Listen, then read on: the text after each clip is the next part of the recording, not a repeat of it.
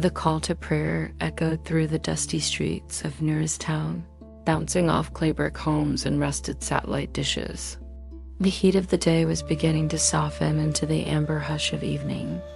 Up on the flat rooftop of her family's house, Noura sat cross-legged beside the water tank, her head tilted to the sky. She always came here at dusk. This was her window to the world. A white jet split the heavens in two, leaving a glistening contrail like a scar across the blue. Noura's eyes followed it as if tracking a living thing. Her fingers moved instinctively over her notebook, sketching the curvature of the fuselage, the angles of the wings, the detailed outline of the cockpit. Each line was etched with care, memory, and longing. Downstairs, pots clanged in the kitchen. Her mother was preparing dinner, and soon she'd call for help. But Noura lingered a moment longer, drinking in the sky. She closed the notebook as carefully as one might close a secret diary.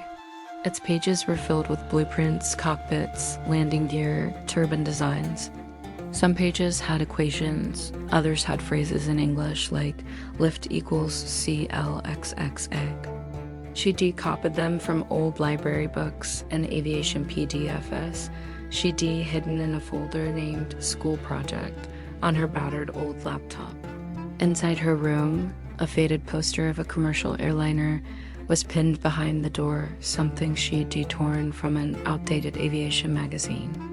She called the plane her freedom, but freedom in Noura's world was something ornamental, decorative, a word people used but didn't believe in. At 19, most girls in her town were either engaged or already married. The gossip mill churned every week with new matchings. Did you hear? Lila is marrying the pharmacist's son. He has a car. Salma got engaged to her cousin. She'd be moving to Kuwait. And then there was Noura, the odd one, the quiet one, the dreamer, the one who didn't giggle about weddings or scroll through Instagram pages of bridal dresses, the one who spoke little but stared a lot at the sky, at machines, at the clouds that moved like promises. Her father had laughed the first time she told him what she wanted. A pilot, he'd said, with one eyebrow raised. Are you trying to be funny? She had smiled a little too proudly. No, Baba, I mean it. I want to fly. He laughed louder then, the kind of laugh that hurts more than it entertains. Girls don't fly planes. They raise children. They make homes. They pray their sons fly planes. Her uncles weren't kinder. One pinched her cheek at a family gathering and joked she'd be flying diapers, not jets. Everyone had laughed. Everyone but her. Her mother was softer, tired but kind. She'd once been a school teacher before marrying young. Now her hands were always busy with dishes, laundry, prayer beads. When Noura brought it up again one night in the kitchen, her mother paused mid-chop over a bundle of parsley. I know you dream big, Habibti, she said, her voice low. But sometimes the world doesn't want a girl to dream. Not here, not like this. But what if I don't care what the world wants? Noura had whispered back. Her mother only sighed. That night, Noura stayed up late, headphones on, watching videos of female pilots from all over the world. She bookmarked tutorials, downloaded PDF manuals on Boeing 737s, and studied until her eyes burned. On weekends, she built a makeshift flight simulator using her aging laptop and a salvaged USB joystick she bought from a secondhand market. Her screen flickered and froze often, but in those rare moments of smooth sailing, she felt what it might be like to actually be in the sky, to be in control, to escape. The only person who knew her secret was Sammy, her 12-year-old brother. He had once caught her in the middle of a mock flight and, instead of tattling, had sat beside her, wide-eyed. You're actually flying? He'd asked. In a way, she smiled. He started calling her Captain Noura after that. Now, every night, he'd peek into her room with a conspiratorial grin. Captain, how's the wind up there today? Noura would laugh and ruffle his hair. A bit choppy, but manageable. He ever mocked her, never told her to be realistic. For Sammy, the world was still a place where impossible things sometimes happened, but for Noura, the cage was always there. Invisible bars built from expectation, tradition, and silence. Her body moved through the house, through the market, through family visits, but her mind always soared above the rooftops, past the minarets, into the cold, thin air where engines roared and clouds parted. She didn't know how yet. She didn't know when. But she knew one thing. She would not spend her life grounded. And every night, as the sun dipped below the horizon and the stars blinked into place, Noura pressed her hand to her window, watching the aircraft lights in the distance, not as a passenger, not as a spectator, but as a future pilot. Even if the world said no, she had already said yes. The day of the aircraft fair began like any other blazing sun. Honking horns, the smell of street food drifting through narrow alleys. But for Noura, it was nothing short of monumental. She had counted down for months, ever since the flyer appeared on a community bulletin board, Aviation Expo 2023, featuring pilots and engineers from around the globe. The event was hosted in the capital, nearly 2 hours from her town. Her father had dismissed it instantly. A waste of time.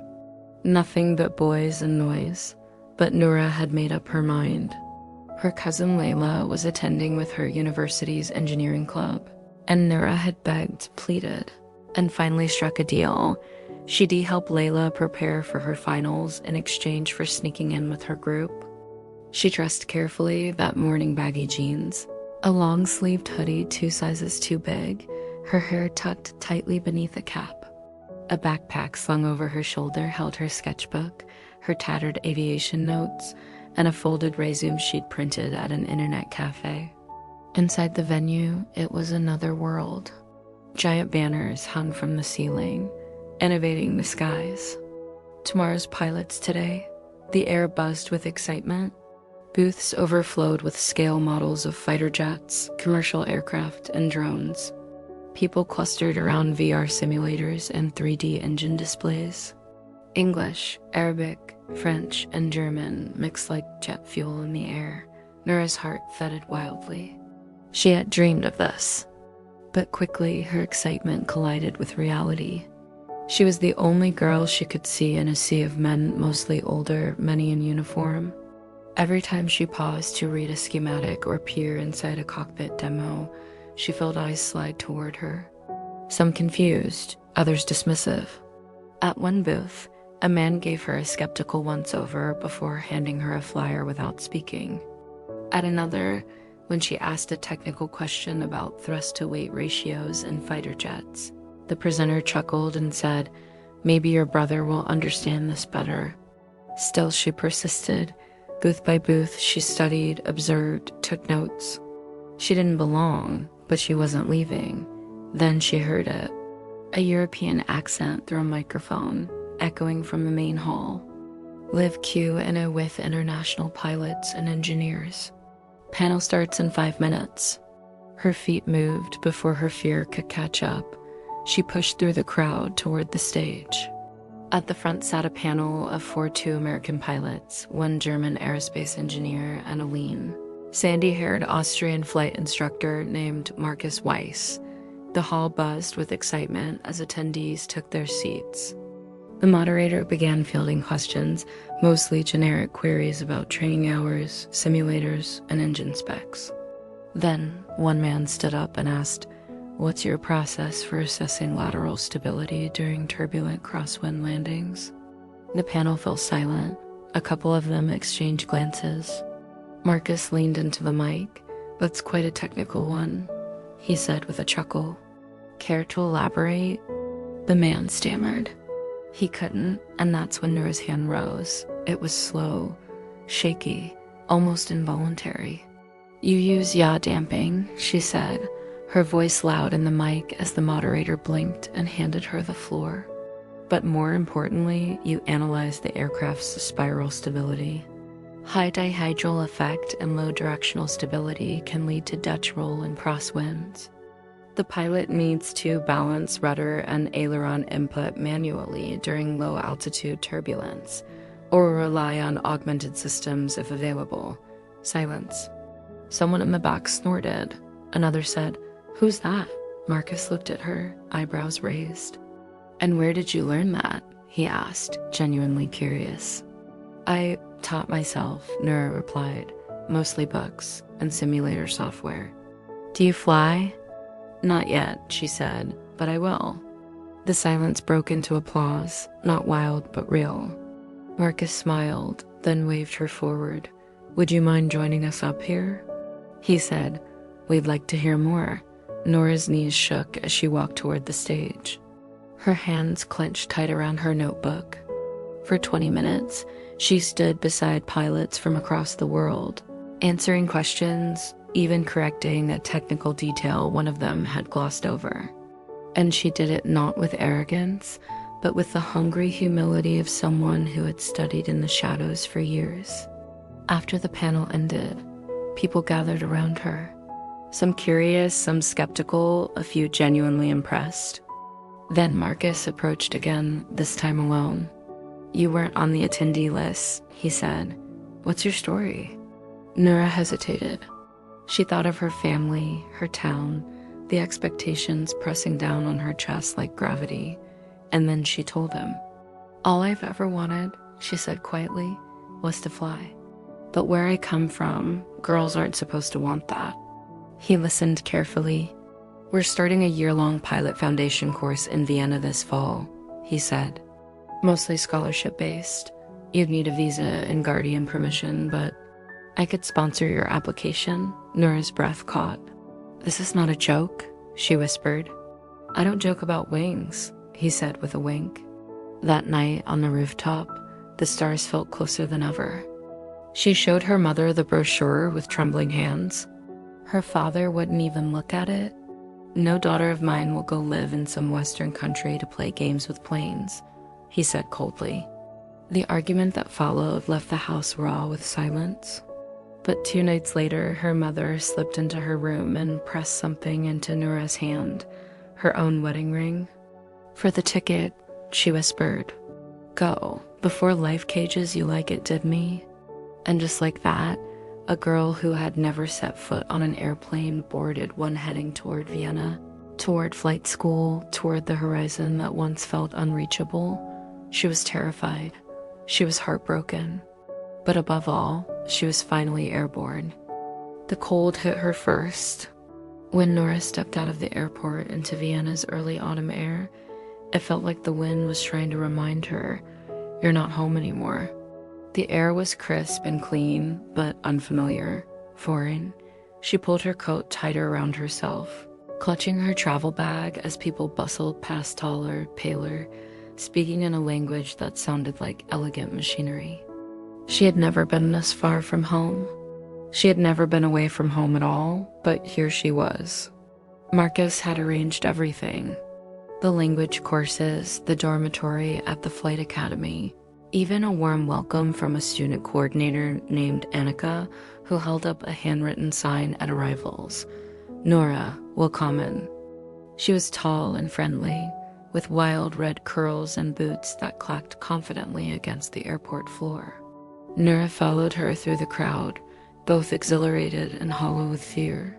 The drive to the academy took an hour. Outside the window, Noura watched the world pass in blurs of green fields, clean highways, and rows of orderly houses with red-tiled roofs. Vienna felt like something from another planet, quiet, structured, free. That first night, Noura didn't unpack. She lay in bed in the small but warm dorm room, staring at the ceiling, her chest tight with a quiet panic. She was here. She had made it. But now what? She thought of her father's silence, of her mother's tearful hug at the airport, of Sammy slipping a folded paper airplane into her hand before she left. And then she cried, not out of regret, but from the sheer weight of change. The academy itself was nothing like she'd imagined. It was sleek, modern, and filled with students from all over the world: Spain, Japan, South Africa, Brazil. The air buzzed with ambition. Students walked briskly through the halls with headsets and laptops, joking in English or German. Female pilots walked freely among the men, their uniforms crisp and their eyes sharp. Noura felt like a shadow at first. Everyone seemed so confident, so fluent, so unafraid. Her English, while strong, felt clunky when spoken. Her accent made her self-conscious.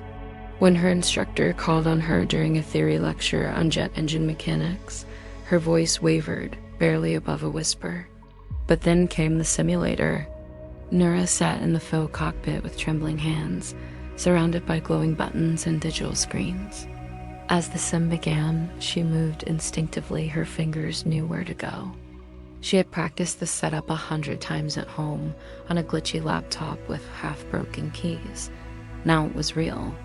Now she had the tools, and she soared. When the session ended, her instructor raised his eyebrows. "You've done this before?" Noura nodded, cheeks flushed.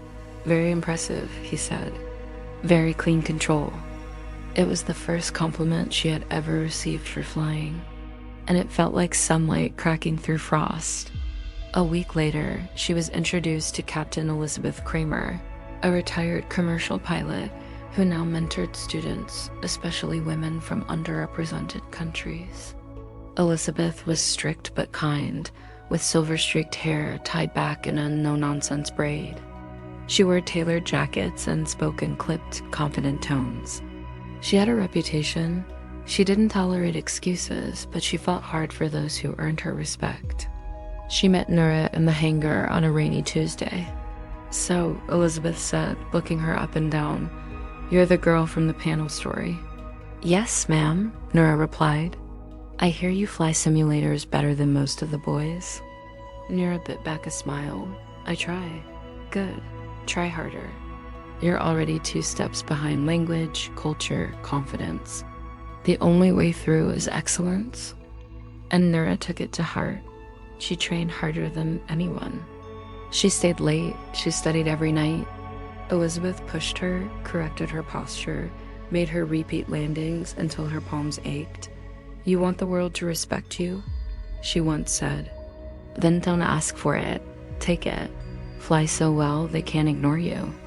Jonas appeared like something from a different life entirely.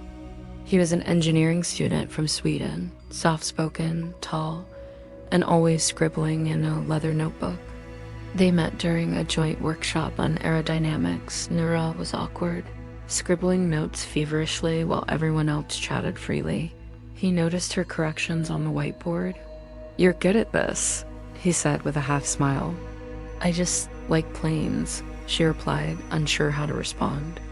Over time, they kept running into each other in the cafeteria, the simulator lab, the shared study lounge. He'd sit near her, then eventually beside her. He started asking questions, not just about aviation, but about her, where she came from, what it was like to grow up dreaming of the sky in a world that wouldn't even let her wear sneakers. He listened, truly listened. They spent one evening sitting on the academy rooftop, bundled in jackets. Vienna's skyline sparkled in the distance. "Sometimes I feel like I don't belong anywhere," she whispered. Jonas looked at her and said, "You belong in the sky, and the sky doesn't belong to anyone." Weeks turned into months. Noura's posture changed. Her stride grew firmer, her voice steadier.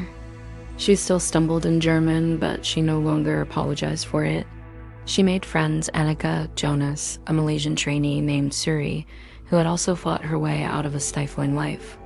She bought a second-hand leather jacket, the kind pilots wear, wrote her name on her headset in tiny letters. Every little act felt like defiance, like claiming something that had always been hers. Elizabeth noticed the change too. "You're almost ready," she said one day after a particularly smooth landing sim. "Not just to fly, but to choose who you want to be." Noura nodded. "I think I'm starting to know." But even as she rose, the shadows of her past tugged at her ankles. She kept in touch with her mother through encrypted calls. Her mother would beam at her through the screen, always whispering so no one would overhear. Sammy would send her messages from a hidden account, drawings of airplanes, photos of the sky from their rooftop, but her father never spoke to her again. Once, a relative messaged her on Instagram, calling her shameless, disgraceful, westernized. Noura blocked them, but the words lingered. One night, she broke down in Jonas' room, curled into herself on the floor. "Maybe I'm a bad daughter," she said. "Maybe they're right, I ran." Jonas knelt beside her. "You didn't run," he said. "You flew." And sometimes flying means leaving the cage behind. By the end of the year, she stood at the Academy's practice airstrip in full gear, heart pounding as the real aircraft awaited her. Elizabeth gave her a nod. "Solo flight," she said. "You know what to do." Noura climbed into the cockpit, hands on the yoke, feet on the rudder pedals. She whispered a prayer, not out of fear, but gratitude. The engine roared to life. And as the wheels left the ground, Vienna falling away beneath her, a quiet smile broke across her face. She was no longer the girl watching the sky. She was the sky. The days were getting colder in Vienna, but Noura barely noticed. Her schedule had become a blur of cockpit drills, simulator tests, night flights, and performance evaluations. She thrived in the air, but something quieter, heavier, had started to form beneath her success, a weight she couldn't quite name. It began with a text from home, not from her mother, who still messaged her twice a week in carefully chosen words. Not from Sammy, whose drawings of airplanes now had pilot helmets labeled Captain N. This one came from her cousin Layla. "They found your photos," that was all it said. Noura froze in the Academy study lounge, her hand trembling over the phone. She knew exactly what Layla meant. She had posted a few pictures to her private Instagram account, nothing dramatic. Just a shot of her beside an airplane, beaming in her pilot jacket. Another one with Jonas and a few classmates at the Christmas market, laughing beneath fairy lights. To her, they were normal, innocent, joyous. To her extended family back home, they were evidence. Fuel for the fire. More messages followed. "You should be ashamed. Is this how a girl from a decent family behaves? Flying around like a man, smiling with foreigners?" Then came the voice message. Her father's voice. She had not heard it in nearly a year. She pressed play, heart pounding, and braced herself. "You are no longer my daughter." 7 words. That was all. Her breath caught in her throat. The room spun. Her world, so carefully rebuilt in Vienna, cracked like glass underfoot. She skipped dinner that night, skipped her classes the next morning, skipped her morning run with Annika, ignored Jonas' texts. She lay in bed, the duvet pulled over her head, unable to move. She felt like a child again, trapped, judged, small. Why did it hurt so much? She had known this might happen. She had prepared for it in theory, told herself that leading would come with consequences. But theory is clean. Real pain is not. There was a knock on her door. It was Elizabeth. Noura didn't answer, but the door creaked open anyway. Elizabeth stepped inside, holding a thermos of coffee in one hand and a folder in the other. "You missed your simulator slot," she said gently. "That's not like you." "I'm fine," Noura said, though her voice was hollow. Elizabeth didn't press. She sat on the edge of the bed and placed the coffee on the knit stand. "When I told my father I wanted to be a pilot," she began, he laughed. "Then he forbade me. I disobeyed. He didn't speak to me for 10 years. Noura slowly lowered the blanket, her red-rimmed eyes peeking out. "You." "I grew up in East Germany," Elizabeth said. "My world was smaller, stricter. Flying was for men with medals. Not girls who asked too many questions, but I asked anyway." Noura swallowed hard. "Did he ever forgive you?" "No," Elizabeth said simply. "But I learned to forgive myself." They sat in silence for a moment, broken only by the quiet hum of Vienna beyond the window. Finally, Elizabeth stood. "You have 2 choices, Noura. You can fly, Or you can go home and apologize for dreaming. The door closed gently behind her.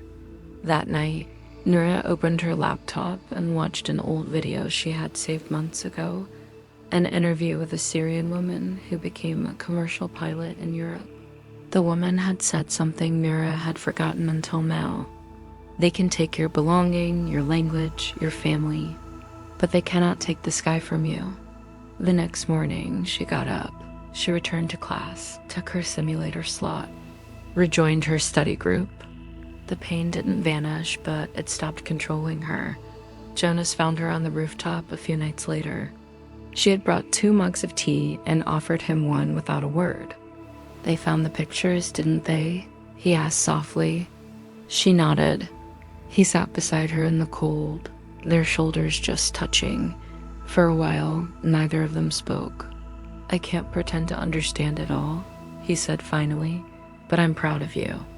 I think your courage, it's the kind that shakes things. She turned to him, eyes glistening. I feel torn in half, she whispered. Like no matter where I go, I'm betraying someone. You're not betraying anyone, he said. You're becoming someone. And under the stars of a foreign sky, she leaned her head on his shoulder, not out of romance, but out of exhaustion, out of quiet understanding. The semester flew by. She passed every test. Her instructors started calling her by her nickname Falcon. Her confidence returned, sharper than before. She no longer tried to silence her accent. She no longer hid her joy. She laughed louder, stood taller. One afternoon, Elizabeth pulled her aside after flight drills. There's an opening, she said. A real cockpit, small aircraft. Charity tour across Austria, 2 seats. You'd be co-pilot, Noura blinked. Me? You've earned it. And she had. She flew her first mission with a calm hand and clear eyes. Journalists snapped photos. A few wrote articles about the Middle Eastern girl who trained her way into European skies. Most of the comments were kind. Some weren't. She didn't care anymore. Her name, once whispered in disapproval, was now spoken with admiration. After the flight, she called her mother. The signal was poor, but her voice came through. I saw the photo, her mother said quietly. You look strong. Noura's throat tightened. Do you still believe in me? I always did, her mother whispered, even when I was too scared to say it. That night, Jonas surprised her with a small cake. What's the occasion? She laughed. You landed, he said. And more importantly, you stayed. And as they shared a quiet toast in the common room of the flight academy, Noura realized something that made her eyes sting. She had left behind her father's approval, her community's expectations, even parts of her old self. But in return, she had found something far more enduring. Friendship, belonging, a kind of love that didn't ask her to shrink. And above all, flight. The runway stretched out in front of her like a silver ribbon disappearing into the mist. Noura stood at the edge of the airfield, her helmet tucked under one arm, her heart pounding like a second engine in her chest. The morning air in Vienna was cold and crisp, but inside her flight suit, she felt nothing but heat, excitement, fear, memory.